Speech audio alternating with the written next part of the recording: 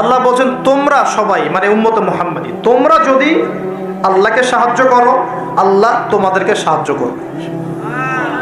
শুধু তাই না, ওয়ায়ুসাব্বিত আকদামাকুম, তোমাদের পা পদযুগলকে আল্লাহ পাক দৃঢ় করে রাখবেন, পিছলে যাবে না ইনশাআল্লাহ। আরও বলছেন আল্লাহ পাক ওয়া ইন তাতাওয়াল্লাহ, যদি আমাকে সাহায্য না করে, দিনকে সাহায্য না করে তোমরা পৃষ্ঠ প্রদর্শন করো। পৃষ্ঠ প্রদর্শন বুঝি তো, মানে দিনের পরোয়া না করে তোমরা তোমাদের মতো চলো, দিনের প্রতি কোনো মায়া মহব্বত নাই, দিন প্রতিষ্ঠার কোনো ফিকির নাই। আল্লাহ বলছেন ওয়া ইন তাতাওয়াল্লাহ, তোমরা যদি মুখ ফিরিয়ে নাও, ইয়াস্তাবদিল কওমান গায়রাকুম, আল্লাহ পাক অন্য কওমকে হেদায়েত দিয়ে তোমাদের জায়গায় নিয়ে আসবেন। সুম্মা লা ইয়াকুনু আমসালাকুম, এরা তোমাদের মতো অপদার্থ হবে না। কে বলেছেন? আল্লাহ পাক। তাহলে আমাদের দায়িত্ব পেয়ে গেলাম। এক নাম্বার কাজ হচ্ছে এই দুনিয়াতে এসেছি আল্লাহ পাকের ইবাদত করার জন্য, শেষ। এখন ইবাদত বলতে শুধু নামাজ রোজা হজ জাকাতি নয়, বরং জীবনের প্রতিটা কাজই কি ইবাদত, যদি সেই কাজটা নবী সাল্লাল্লাহু আলাইহি ওয়াসাল্লামের সুন্নত মতো হয়। বলেন সুবহানাল্লাহ। প্রতিটা কাজ, এই যে এমনকি স্ত্রী সহবাস করাও, স্ত্রী সহবাস মানুষ কেন করে? এটা আমাদের প্রবৃত্তির চাওয়া, এটা প্রবৃত্তি দমন করার জন্য হালাল পথ প্রয়োজন, হারামে গেলে গুনাহ হয়ে যাবে। এই জন্য হালাল পথে গিয়ে স্ত্রী সহবাস মানুষ করে, এর মধ্য দিয়ে বংশবৃদ্ধি হয়। এই কাজটা তো আমরা আমাদের স্বার্থে করি। ইস্তেঞ্জা পেশাব পায়খানা আমরা কার স্বার্থে করি? আমাদের স্বার্থে না অন্য কারো স্বার্থে? খাওয়া দাওয়া কার জন্য খাই? নিজের জন্য না অন্যের জন্য? ঘুমাই কার স্বার্থে? আমার ভালোর জন্য না অন্যের ভালোর জন্য? এই যতগুলো কাজ আমরা করি, ঘুম, খাওয়া, ওঠা, বসা, চলাফেরা, স্ত্রী সহবাস, পেশাব পায়খানা, ব্যবসা বাণিজ্য, চাকরি বাকরি, রাজনীতি, অর্থনীতি, সব কিছু, প্রতিটা কাজকেই ইবাদত হিসেবে গণ্য করা যাবে যদি সেই কাজটা রাসূলুল্লাহ সাল্লাল্লাহু আলাইহি ওয়াসাল্লামের সুন্নত মতো হয়। বাস, পারা যাবে না ইনশাআল্লাহ। একটু নিয়াতটা পরিবর্তন করে কাজের পদ্ধতি চেঞ্জ করলেই ইবাদত হয়ে যাবে। বাসায় গিয়ে যদি ঘুমান, একদম ঠাপাস করে লাইটটা অফ করলেন আর এই যে মোবাইল টিপতে টিপতে ঘুম দিলেন, এই ঘুমে কোনো নেকি নাই। কি আছে? কোনো নেকি নাই, কিন্তু খালি রেস্ট নেওয়া হবে আর কি।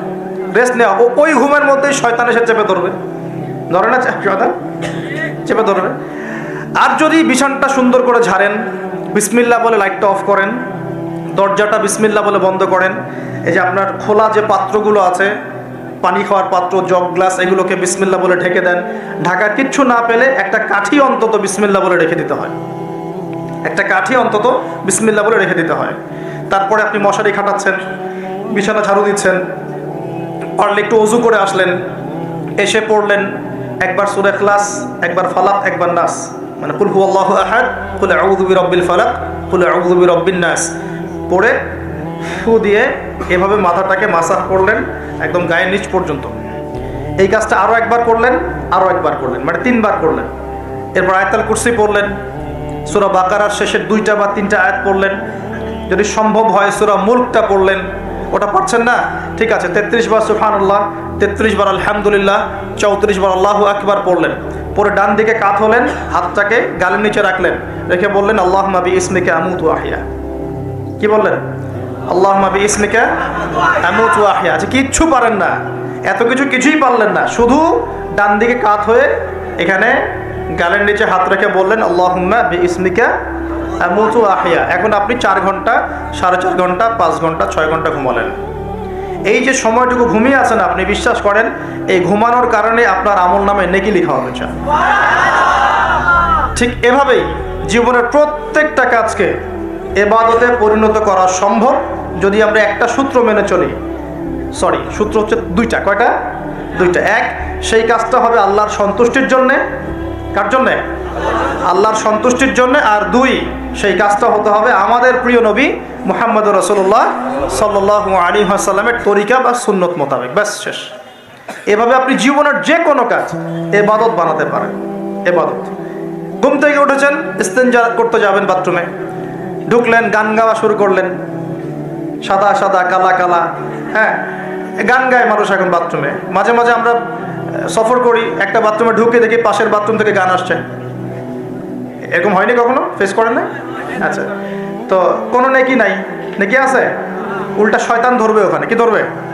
জিন শয়তান ধরবে, কারণ জিন শয়তান ওখানে থাকে। কিন্তু দুষ্ট জিন কোথায় থাকে? বাথরুমে থাকে। এই যে আমরা বলি আল্লাহুম্মা ইন্নী আউযু বিকা মিনাল খুবসি ওয়াল খাবাইস, এটা কিন্তু দুষ্ট জিন এবং মহিলা জিন বোঝায় আর কি। ঠিক আছে, এক পুরুষবাচক, একটা স্ত্রীবাচক। তো তার মানে জিনদের মধ্যেও পুরুষ মহিলা আছে, জিনদের মধ্যে বংশবৃদ্ধি হয়। ঠিক আছে, ইবলিস সম্পর্কে সূরা কাহাফে আল্লাহ পাক বলেছেন কানা মিনাল জিন, সে ছিল জিনদের একজন। ফাসাকা আন আমরি রব্বি, সে তার রবের আদেশ লঙ্ঘন করে ফাসাকি করেছিল। ঠিক আছে, তো ওদের মধ্যে বংশবৃদ্ধি হয়। এখন বাথরুমে গিয়ে যদি এগুলো না করে বাম পা দিয়ে ঢোকেন, ঢোকার সময় বলেন বিসমিল্লাহ আল্লাহুম্মা ইন্নী আউযু বিকা মিনাল খুবসি ওয়াল খাবাইস, বসলেন এবং বাম পায়ে যে পায়ে আমি ব্যথা বলছি, বাম পায়ে ভর দিয়ে বসতে হয়। কোন পায়ে? আচ্ছা, এখন ইংলিশ টয়লেটের মধ্যে এখন বসেন বাম পায়ে ভর দিয়ে, কেমন করে বসবেন বলেন? আমি বলি, কিছু মনে করেন না, আমি বলি কি, আমরা প্রত্যেক দিন নামাজে বলি, সবাই বলি, ইমাম মুক্তাদি সবাই বলি গায়রিল মাগদুবি আলাইহিম ওয়ালাদ-দাল্লিন। মনে আছে? এখানে নবীজিকে প্রশ্ন করা হচ্ছে, ইয়া রাসূলুল্লাহ, মাগদুব কারা, দল্লিন কারা? আমরা যে বলি নামাজে আল্লাহ আমাকে মাগদুবের পথ থেকে বাঁচাও, দল্লিনের পথ থেকে বাঁচাও, ইহদিনাস সিরাতাল মুস্তাকিম, সরল পথ দেখাও। তো ইয়া রাসূলুল্লাহ সাল্লাল্লাহু আলাইহি ওয়াসাল্লাম, এই মাগদুব কারা আর দল্লিন কারা? নবীজি বলছেন, এক বাক্যে বলছেন, শোনো, আল মাগদুব হচ্ছে হুমুল ইহুদি, তারা হচ্ছে ইহুদি জাতি। কারা? ইহুদিরা কোথায় আছে এখন? হ্যাঁ, নামটা মনে থাকবে তো? আচ্ছা, ও কিন্তু এখন শক্তিশালী, আর ওরাই কিন্তু দাজ্জালকে অনুসরণ করবে, এটা মাথায় রাখেন। আচ্ছা, আর অনেকদিন বলছি দাজ্জাল বিশ্ব শাসন করবে, মানে কি, বিশ্বের প্রত্যেকটা ডিপার্টমেন্ট শাসন করবে, বিশ্বের প্রত্যেকটা department, politics, economics, finance, world affairs, আপনার মিডিয়া, প্রযুক্তি এবং অস্ত্রশস্ত্র সব কিছু ওর নখদর্পণে থাকবে, সব কিছু। না হলে সে বিশ্ব শাসন করতে পারবে না, সম্ভব না। কেউ যদি বিশ্বের অর্থনীতি নিয়ন্ত্রণ করতে না পারে, সে কি বিশ্ব শাসন করতে পারবে? এই যে শ্রীলঙ্কা কি বিশ্ব শাসন করতে পারবে? পাকিস্তান পারবে? পাকিস্তান কয়দিন পর দেউলিয়া হয়ে যাবে। পাকিস্তান কয়দিন পর কি হবে? দেউলিয়া হয়ে যাবে। হ্যাঁ, ওদেরকে দেখে যদি আমরা শিক্ষা না নেই, তাহলে আমাদের কপালও খারাপই আছে। ওইটা বললাম, ওদেরকে দেখে যদি আমরা শিক্ষা না নেই, তাহলে আমাদের খরিও তো খারাপ আছে। আল্লাহ হেফাজত করুন বলে আমিন। তো যেটা বলছিলাম, বিশ্ব শাসন করতে হলে বিশ্বের সব ডিপার্টমেন্ট শাসন করতে হবে, কি হবে না? হবে। এখন আমরা সূরা ফাতিহায় পড়ি গায়রিল মাগদুবি আলাইহিম, আল্লাহ তুমি আমাদেরকে ইহুদিদের পথ থেকে বাঁচাও, ওয়ালাদ-দাল্লিন, দাল্লিন মানে নবীজি বলছেন হুমুন নাসারা, তারা হলো ওই নাসারা বা খ্রিস্টান জাতি যারা বলে যে আল্লাহর সন্তান আছে। বলেন আল্লাহ পাকের সন্তান আছে? আমরা কি বলি? লাম ইয়ালিদ, তিনি কাউকে জন্ম দেননি, কারো কাছ থেকে জন্ম।